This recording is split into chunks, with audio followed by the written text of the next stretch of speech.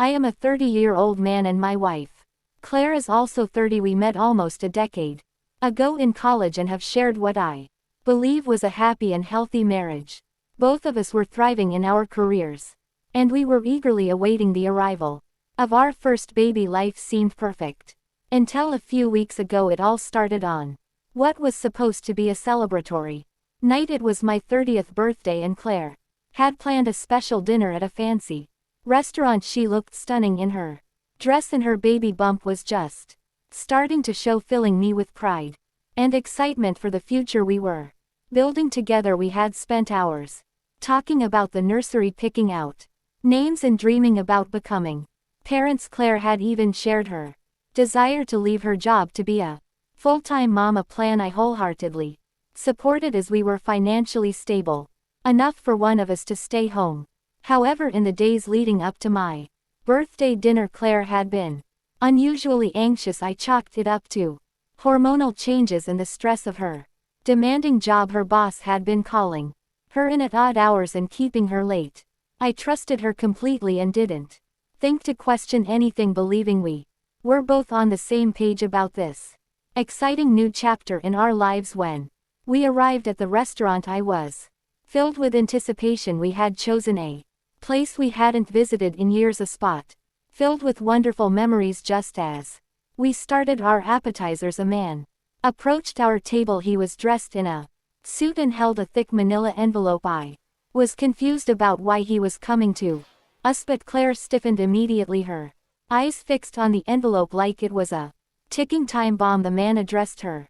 "Are you Claire Adams?" he asked. She hesitated for a moment before nodding, her voice barely audible as she confirmed her identity. The dread on her face was unmistakable and a chill ran through me as I watched her reaction.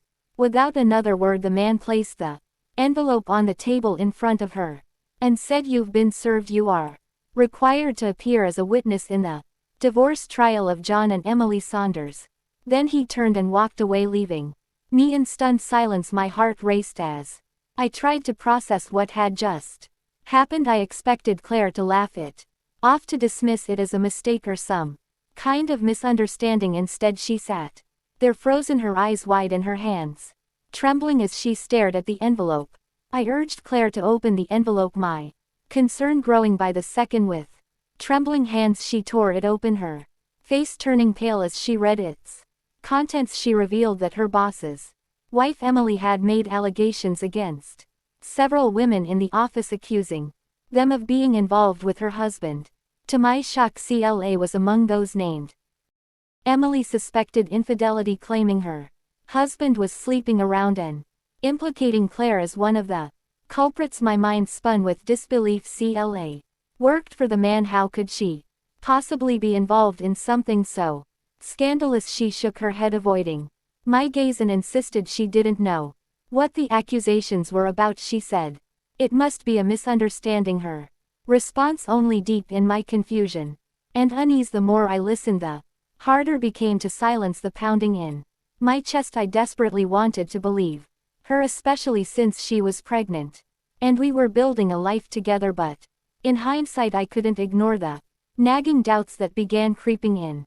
Her long hours at work, the weekend spent at the office, it all began to feel suspicious. As we drove home from the restaurant, the silence between us was heavy and oppressive. I kept glancing at her, hoping for some kind of explanation or reassurance, but she simply stared out the window, lost in thought. Weeks passed, and every time I brought up the court case, she brushed it off, claiming it was just a formality and had nothing to do with her. But the more she avoided the topic, the more my suspicions grew. I couldn't shake the feeling that she was hiding something from me. Finally, I reached a breaking point. I needed answers, and I couldn't wait for her to provide them. In a moment of determination, I decided to attend the trial myself. Claire had insisted she wanted to handle it alone, but her repeated pushbacks only fueled my resolve. That morning I took a half-day off work and drove to the courthouse, my heart pounding with apprehension. I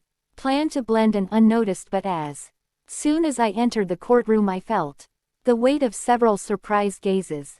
Among them was Claire's. The look of shock on her face spoke volumes, sending A jolt of fear and dread through me. I sat down in the courtroom, a heavy weight settling in my chest. The air was thick with tension and I couldn't shake the feeling that I was about to uncover something devastating. The case unfolded much quicker than I had anticipated. It became clear that there was far more happening behind the scenes than I had imagined. The central issue revolved around an infidelity clause being pushed by Emily, who had taken an aggressive stance against her husband and the women she believed were involved. The courtroom atmosphere became charged when Emily revealed that she had hired a private investigator to gather evidence. What followed was a series of damning revelations. The evidence presented included photographs and videos that were both shocking and humiliating. These visuals implicated 3 women in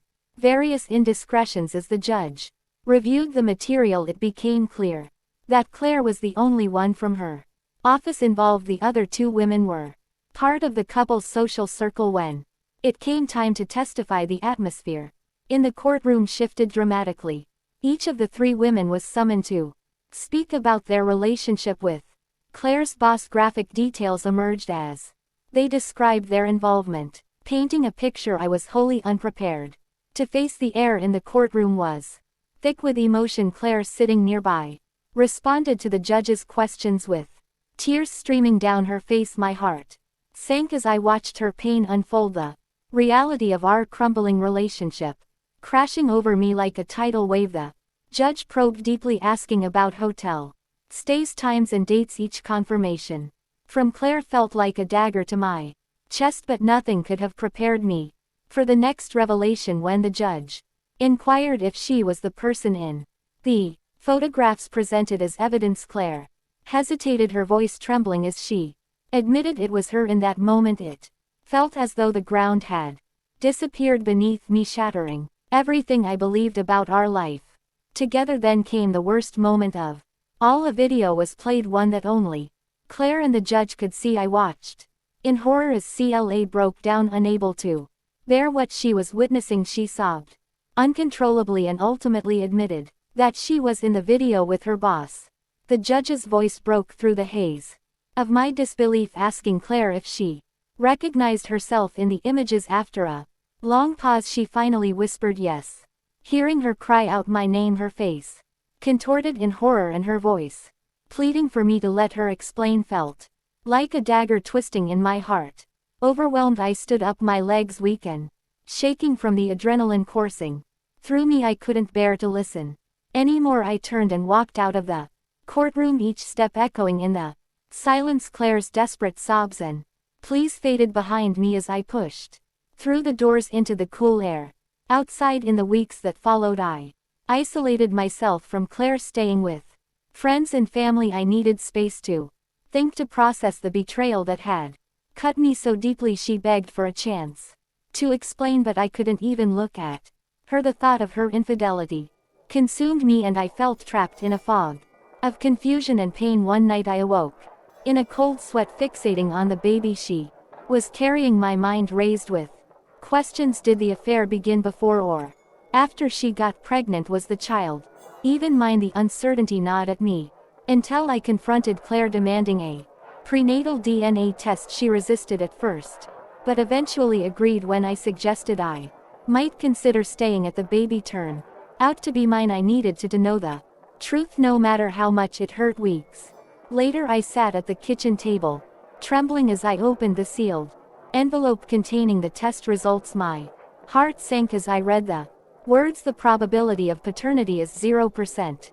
A numb silence enveloped me. The baby I had dreamed about, the family I had envisioned, it was never meant to be mine.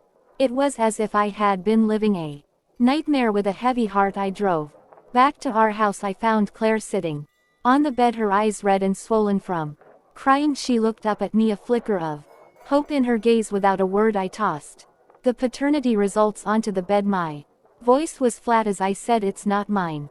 Her face crumpled as she buried it in her hands, sobbing. Claire pleaded with me, apologizing through shaky breaths and reaching out for me, but I stepped back, shaking my head. "No, Claire, it's too late.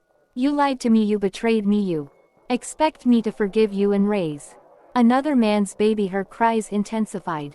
But I turned away. I'm divorcing you, I stated, the finality of my words hanging in air like a heavy weight. I can't live with this anymore. I walked out of the room, my heart feeling as though it had shattered into a million pieces outside.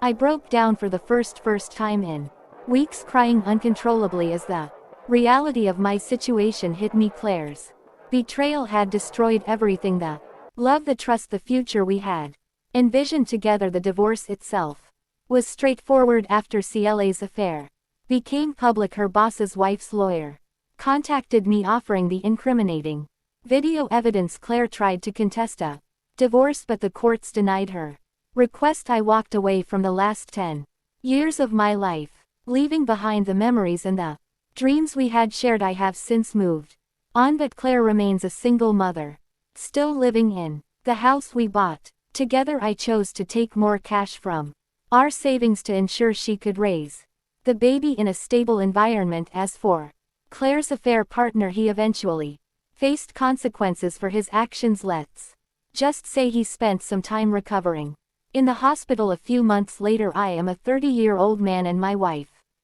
Claire is also 30. We met almost a decade ago in college and have shared what I believe was a happy and healthy marriage. Both of us were thriving in our careers, and we were eagerly awaiting the arrival of our first baby. Life seemed perfect until a few weeks ago it all started on